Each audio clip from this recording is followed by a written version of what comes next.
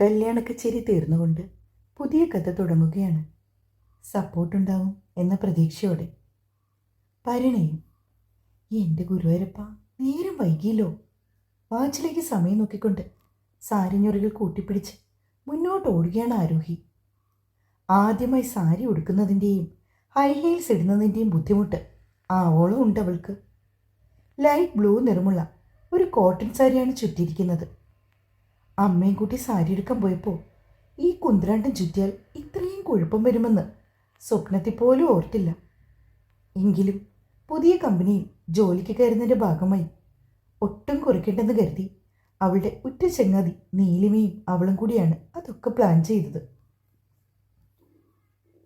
Phone ring ചെയ്തതും വേഗം തന്നെ അവൾ ബാഗിൽ നിന്നും അതെടുത്തു നോക്കി. അർജുൻ എന്ന പേര് കണ്ടതും പ്രണയാതുരമായ ഒരു പുഞ്ചിരിയോടെ അവൾ ആൻസർ ബട്ടൺ പ്രസ് ചെയ്തുകൊണ്ട് ഫോൺ കാതിലേക്ക് ചേർത്തു. ഹലോ അർജുനേട്ടാ. ആരോഹി, നീ ഓഫീസിലെത്തിയോ? ഏട്ടാ, നീ എത്തി, കയറിക്കൊണ്ടിരിക്കുക. ബസ് ഒരല്പം ലേറ്റായിപ്പോയി. നീ ടെൻഷനാവണ്ട, സമാധാനത്തോടെ ചെല്ല്. ആ, ഞാൻ വിളിക്കേട്ടാ, പ്രാർത്ഥിക്കണേ.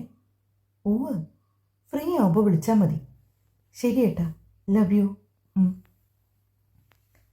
എപ്പോഴും പറയും പോലെ പറഞ്ഞുകൊണ്ട് അവൾ ഫോൺ കട്ട് ചെയ്തു. ശേഷം അത് ബാഗിൻ്റെ പുറത്തേ അറയിൽ തിരികെ.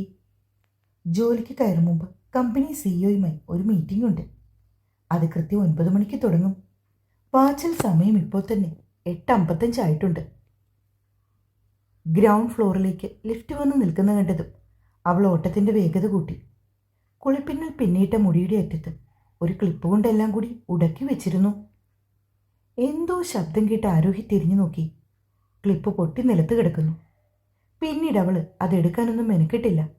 മുടി അങ്ങനെ തന്നെ ഇട്ടുകൊണ്ട് അവൾ മുന്നോട്ടേക്ക് ഓടിപ്പോയി. പെട്ടെന്നാണ് എതിരെ വന്ന ഒരാളുമായി അവൾ കൂട്ടിയിടിച്ചത്. വീഴ്ചയുടെ ആഘാതത്തിൽ നിലത്തേക്ക് വീഴാൻ പോയവളെ താങ്ങിപ്പിടിച്ചതും അവൻ്റെ കരുത്തുറ്റ കൈകളാണ്. അവളുടെ ഇടുപ്പിൽ മുറുകിയ അവൻ്റെ കൈകൾ. ഒരു സ്പർശനം ദേഹത്തെറിഞ്ഞതും പെട്ടെന്ന് തന്നെ അവൻ്റെ കയ്യിൽ നിന്നും അവൾ കുതിരി മാറി. എവിടെ നോക്കിയോട് നടക്കുന്നത്? തനിക്ക് മത്തങ്ങ പോലെ 2 കണ്ണുണ്ടല്ലോ.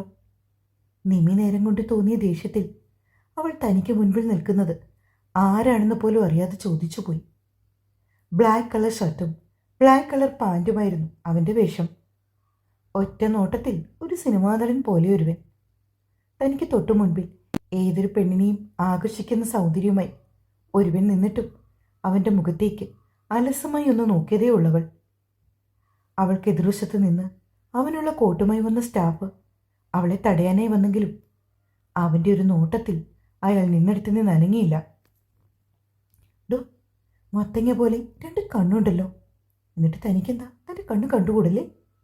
അതും പിറുപിറുത്തുകൊണ്ടവൾ മുന്നോട്ടേക്ക് നടക്കാൻ തുടങ്ങിയപ്പോഴാണ് വിടർത്തിയിട്ടിരിക്കുന്ന അവളുടെ നീളൻ മുടി അവളെ പിന്നിലേക്ക് വലിച്ചത്. തിരിഞ്ഞു നോക്കിയപ്പോൾ കാണുന്നത് മുടിയുടെ ഇഴകൾ അവൻ്റെ ഷർട്ടിൽ ഉടക്കിയിരിക്കുന്നതാണ്. എൻ്റെ ഈശ്വര, ഇതെന്തൊരു കഷ്ടമാണെന്ന് നോക്കി.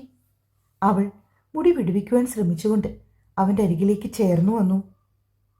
അവൻ്റെ ബട്ടണിൽ കോർത്ത് പിണഞ്ഞ് കിടക്കുന്ന മുടി. ഓ നാശം, ഇയാൾ എന്നെയും കൊണ്ടേ പോകും തോന്നുന്നു.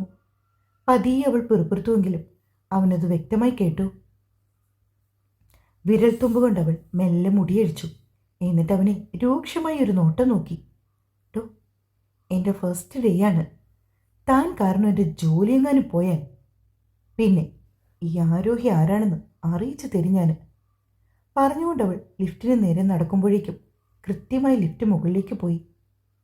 വാച്ചിന് 9 മണിയാകാൻ 1 മിനിറ്റ് ബാക്കിയെന്ന് കണ്ടതും പിന്നീട് ഒന്നും ചിന്തിക്കാതെ അവൾ സ്റ്റെപ്പ് വഴി മുകളിലേക്ക് കയറി. ഒരു വേള നിന്നെടുത്തു നിന്ന് അനങ്ങാതെ അവൻ അവളെ നോക്കി.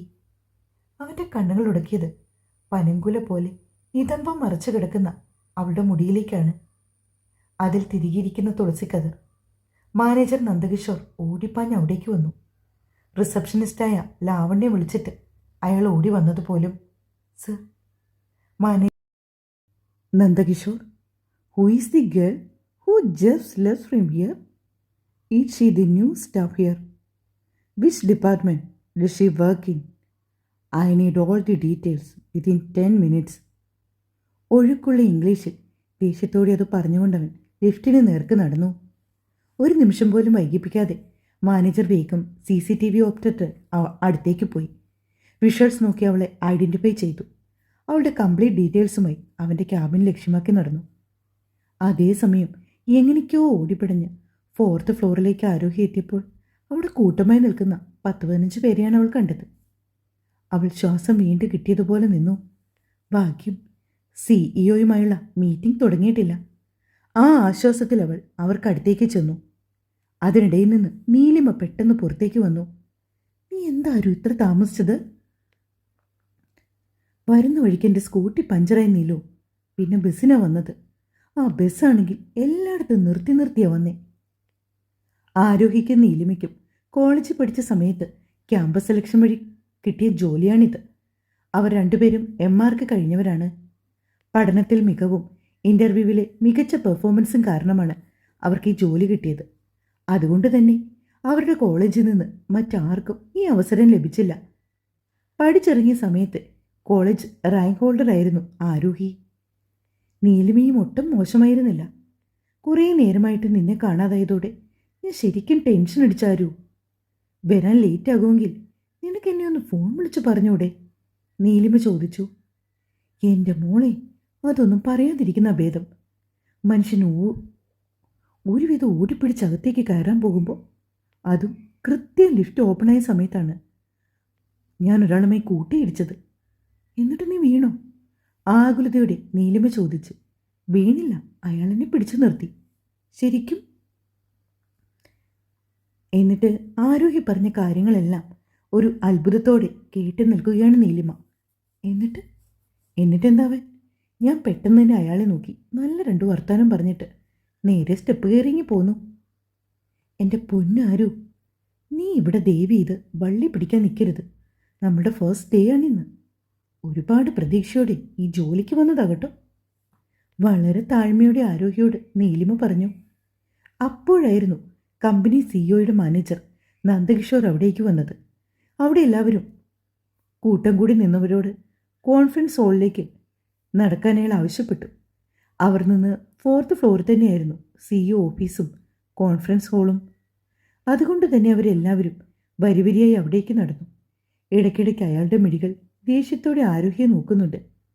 പക്ഷെ നീലിമയോട് എന്തൊക്കെയോ പറഞ്ഞുകൊണ്ട് കോൺഫറൻസ് ഹാളിലേക്ക് നടന്ന ആരോഹി ആ നോട്ടം ശ്രദ്ധിച്ചില്ലെന്ന് മാത്രമല്ല, അവൾ പ്രത്യേകിച്ച് ആരെയും നോക്കാൻ നിന്നില്ല.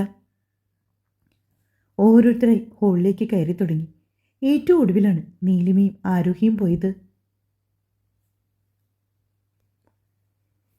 ആ കോൺഫറൻസ് ഹാളിൻ്റെ അകത്തേക്ക് കയറിയ ആരോഹിയുടെ ഹൃദയം ഒരു വേള സ്തംഭിച്ച പോലെ ആയിപ്പോയി. അവൾ ഉമിനീരിറക്കി അല്പം ഭയത്തോടെ കോൺഫറൻസ് ഹാളിൻ്റെ ഒറ്റ നടുക്കുള്ള ചെയറിൽ ചേർന്നിരിക്കുന്നവനെ നോക്കി. അവൻ്റെ മുമ്പിൽ തന്നെ അവൻ്റെ ഡെസിഗ്നേഷൻ വെച്ചിട്ടുണ്ടായിരുന്നു. Akshit Menon, CEO of crystal group. നിന്ന നിൽപ്പിൽ ഭൂമി കുഴിഞ്ഞ് താഴേക്കൊന്ന് പോയിരുന്നെങ്കിലെന്ന് അവൾ ആഗ്രഹിച്ചു പോയി. അത്യാവശ്യം നന്നായി ശീതീകരിച്ച ആ മുറിയിലും ആരോഗ്യ വെട്ടി വിയർത്തു. വിയർപ്പ് കണങ്ങൾ അവളുടെ നെറ്റിയിൽ ഒട്ടിപ്പിടിച്ച പതിയെ താഴേക്ക് സഞ്ചാരപാത തീർത്തു. Hey, why are you standing there? അക്ഷിതിൻ്റെ ഗംഭീര്യമുള്ള ശബ്ദത്തിൽ ആ ചോദ്യം ഒരു ഗുഹയ്ക്കുള്ളിൽ നിന്ന് കേൾക്കും പോലെ ആരോഗ്യയ്ക്ക് തോന്നി. എങ്കിലും മനോധൈര്യം വീണ്ടെടുത്തുകൊണ്ടവൾ പതിയെ സീറ്റിലേക്ക് വന്നിരുന്നു. അവനെ നോക്കാനാവാതെ അവളുടെ മുഖം താഴ്ന്നു പോയി. എന്തു പറ്റി ആരു? അവളുടെ ഏവിധ ചേഷ്ടകളെല്ലാം കണ്ടുകൊണ്ടിരുന്ന നീലിമ ആരോഗ്യയുടെ ചെവിയിൽ ചോദിച്ചു. പണി പാളി മോളേ. ആരും ഒരു പ്രത്യേക ടോണിൽ അതും പറഞ്ഞുകൊണ്ട് അക്ഷിതിൻ്റെ മുഖത്തേക്ക് നോക്കി. ഇവിടെ അപ്പോഴും ദേഷ്യമാണ്. ഈശ്വര, ഏതു നേരത്താണോ ഇയാളോട് ഇങ്ങനെയൊക്കെ പറയാൻ തോന്നിയത്? ആരോഗ്യ ഒരു 100 വട്ടം ആ നിമിഷത്തെ മനസ്സാൽ ശപിച്ചു. അപ്പോഴേക്കും അക്ഷിത് സംസാരിച്ചു തുടങ്ങിയിരുന്നു. വളരെ നന്നായി മുന്നോട്ട് പോയിക്കൊണ്ടിരിക്കുന്ന ഒരു കൺസ്ട്രക്ഷൻ കമ്പനിയാണിത്. എനിക്കറിയാം, എൻ്റെ മുമ്പിലിരിക്കുന്ന നിങ്ങൾക്കെല്ലാവർക്കും ഈ കമ്പനിയെക്കുറിച്ച് വ്യക്തമായ ധാരണയുണ്ടെന്ന്. പല പല കോളേജുകളിൽ നിന്നായി ഇൻ്റർവ്യൂ ചെയ്ത് അതിൽ നിന്നും ഏറ്റവും മികവുറ്റവരെയാണ് ഞങ്ങൾ തിരഞ്ഞെടുത്തത്. എനിക്ക് മുൻപിലിരിക്കുന്ന ഈ 15 ആളുകളും ഇനി മുതൽ ഈ ക്രിസ്റ്റൽ ഗ്രൂപ്പിൻ്റെ ഭാഗമാണ്. എന്ത് ജോലി ചെയ്യുമ്പോഴും നിങ്ങളുടെ 100% വിശ്വാസം കൊടുത്തുകൊണ്ട് മാത്രം ചെയ്യുക. എന്ത് ഡൗട്ട് ഉണ്ടെങ്കിലും ഡിപ്പാർട്ട്മെൻറ്റ് ഹെഡിനോട് ചോദിക്കുക. സ്വന്തം റിസ്കിൽ എന്തെങ്കിലും കാര്യങ്ങൾ ചെയ്ത് കമ്പനിക്ക് നഷ്ടം സംഭവിച്ചാൽ ഡെഫിനറ്റ്ലി നിങ്ങൾ തന്നെ ആ നഷ്ടം നികത്തേണ്ടി വരും. ഞാൻ പറയുന്നതൊക്കെ നിങ്ങൾക്ക് മനസ്സിലാവുന്നുണ്ടല്ലോ? എല്ലാവരോടുമായാണ് ചോദിക്കുന്നതെങ്കിലും അവൻ്റെ നോട്ടം മുഴുവൻ തങ്ങി നിന്നത് ആരോഹിയിലാണ്. അവരെല്ലാവരും ഉറക്കെ യേസ് സാറെന്ന് പറഞ്ഞപ്പോൾ ആരോഹിയും അവർക്കൊപ്പം ചുണ്ടനക്കി. മുൻപിലിരിക്കുന്നവൻ്റെ കണ്ണുകളിൽ കാണുന്ന ഭാവം അത് തനിക്ക് അത്ര നല്ലതിനല്ലെന്ന് ആരോഹിയുടെ ഉള്ളം മന്ത്രിച്ചു. അവൾക്ക് എന്തിനോ ഒരു പേടി തോന്നി. ഇനി നിങ്ങൾക്കെല്ലാവർക്കും നിങ്ങളുടെ ജോലികളിലേക്ക് കടക്കാം. അതും പറഞ്ഞുകൊണ്ട് അക്ഷിത് മാനേജറെ വിളിച്ചതും അയാൾ എല്ലാവരെയും കൂട്ടി അവരുടെ ഡിപ്പാർട്ട്മെൻറ്റിലേക്ക് നടന്നു. പക്ഷേ ആരോഹി മാത്രം പോകാതെ അവിടെ തന്നെ നിന്നു. അവളെ നോക്കി കൈ രണ്ടും കെട്ടി സംശയഭാവത്തിൽ നിൽക്കുകയാണ് അക്ഷി. അവൻ്റെ പുരികക്കൊടികൾ വില്ല് പോലെ വളഞ്ഞിരിക്കുന്നു. Sorry, really sorry. ഞാൻ സോറി ഫോർ വാട്ട്? തനിക്കെന്തു പറ്റി? അവൻ തിരിച്ചു ചോദിച്ചപ്പോൾ അവൾക്ക് ഉത്തരം മുട്ടി. അവൻ മനഃപൂർവ്വമാണ് അങ്ങനെ ചോദിച്ചതെന്ന് മനസ്സിലായതും ഒന്നും മിണ്ടാതെ വെട്ടിത്തിരിഞ്ഞ് നന്ദകിഷോറിന് പിന്നാലെ അക്ഷിത് കോൺഫറൻസ് ഹാളിന് പുറത്തേക്ക് നടന്നു. ആദ്യമായാണ് ഒരാൾ തന്നെ ഇങ്ങനെ ഇൻസൾട്ട് ചെയ്യുന്നത്, അതും എൻ്റെ കമ്പനിയിൽ ജോലിക്ക് വന്ന സ്റ്റാഫ്. വിടില്ല ഞാൻ അവളെ. ഈ അക്ഷിത് ആരാണെന്ന് നീ അറിയിക്കും. മനസ്സിലോർത്തുകൊണ്ട് അവൻ തൻ്റെ ക്യാബിനിലേക്ക് നടന്നു. ക്യാബിനിലേക്ക് കയറിയതും അവൻ ഫോണെടുത്ത് മാനേജറെ വിളിച്ചു. Nandakishore, please come to my cabin. Okay sir, Akshay വിളിച്ചു പറഞ്ഞ് ഏകദേശം 2 മിനിറ്റിനുള്ളിൽ അയാൾ എവിടെ നിന്നോ ഓടിപ്പിടഞ്ഞ് അവൻ്റെ ക്യാബിനിലേക്ക് അനുവാദം വാങ്ങി അകത്തേക്ക് കയറി. എൻ്റെ ഇപ്പോഴത്തെ PS മിസ് ദയാന ഇപ്പോൾ നോട്ടീസ് പീരീഡിലല്ലേ? അതെ സർ, അവർ ഓൾറെഡി റെസിഗ്നേഷൻ ഇട്ട് കഴിഞ്ഞു. നെക്സ്റ്റ് മന്ത് അവരുടെ വിവാഹമാണ്. അതുകൊണ്ട് അവർക്കിനി ഇവിടെ തുടർന്ന് വർക്ക് ചെയ്യാൻ കഴിയില്ലെന്ന്. ഓക്കെ, ഡയാനയോട് ചോദിക്കൂ. അവളുടെ 3 മന്ത് നോട്ടീസ് പീരീഡ് കംപ്ലീറ്റ് ചെയ്യാതെ തന്നെ ആ സാലറി ഇന്ന് തന്നെ നൽകിയാൽ അവൾക്ക് ഇന്ന് ഈ ജോലിയിൽ നിന്ന് പിരിഞ്ഞു പോകാൻ കഴിയുമെന്ന്. അല്പനേരം മാനേജർ കാര്യം മനസ്സിലാകാത്ത പോലെ നിന്നു. ഒട്ടൊരു നേരത്തിനപ്പുറം അയാൾ ഒരു ഞെട്ടലോടെ അക്ഷതിനെ നോക്കി. സർ, അത് പോസിബിൾ ആകുമോ? ഇത്രയും പെട്ടെന്ന്, അതും ഡയാനയ്ക്ക് പകരം മറ്റൊരു സ്റ്റാഫിനെ കണ്ടുപിടിച്ച് ഹാൻഡ് ഓവർ പോലും നൽകാതെ അവൾ പോയത്. അക്ഷതിൻ്റെ വായിൽ നിന്ന് കേട്ട വാക്കുകൾ കിഷോർ എന്തെന്നല്ലാത്ത ടെൻഷനും പരിഭ്രമവും വിടർത്തി. അത് അയാളുടെ വാക്കിലും പ്രവൃത്തിയിലും വ്യക്തമാകുമായിരുന്നു. കാരണം അത്രമേൽ മനോഹരമായാണ് ഡയാന അക്ഷയുടെ പേഴ്സണൽ സെക്രട്ടറിയുടെ റോള് വഹിച്ചുകൊണ്ടിരിക്കുന്നത്. സർ, ഡയാന പോയാൽ അവളെപ്പോലെ ഇത്രയും ഇൻ്റലിജൻറ്റും സ്മാർട്ടുമായിട്ടുള്ള ഒരാളെ നമുക്ക് കണ്ടെത്തും. കുറച്ചൊരു 1 വീക്കെങ്കിലും വേണം.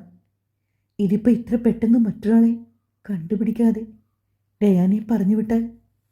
കിഷോർ ആശങ്കയോടെ അക്ഷയെ നോക്കി. അതിനാര് പറഞ്ഞു പുതുതായിട്ടൊരാൾ ഇല്ലെന്ന്? ഇന്ന് നമ്മൾക്ക് ഒരുപാട് ന്യൂ ജോയിനീസ് വന്ന ദിവസമല്ലേ? അവരിൽ നിന്ന് എഫിഷ്യൻ്റായ ഒരാളെ എൻ്റെ PA ആക്കാം. റീസെൻ്റ്ലി പഠിച്ചിറങ്ങിയ ബ്രില്യൻ്റായ കുട്ടികളല്ലേ അവരെല്ലാവരും? വളരെ കൂളായിട്ട് അക്ഷിത പറയുമ്പോൾ കിഷോറിൻ്റെ കണ്ണുകൾ ചുരുങ്ങി. അയാൾ അറിയാതെ ചോദിച്ചു പോയി, ആരോഹിയാണോ സർ PSI നിയമിക്കാൻ പോകുന്നത്? യെസ്, അവൾ മതി എൻ്റെ പുതിയ PS. അവൾ ഇന്ന് തന്നെ ആ പൊസിഷനിലേക്ക് ജോയിൻ ചെയ്തിരിക്കണം. It's my order. അത്യധികം ദേഷ്യത്തോടെയാണ് അക്ഷിത് പറഞ്ഞത്. തുടരും. അപ്പോൾ തുടങ്ങാമല്ലേ? പിന്നെ മാംഗല്യം ഉച്ചയ്ക്ക് ശേഷം ലെങ്ത് കൂട്ടിയിടാം കേട്ടോ.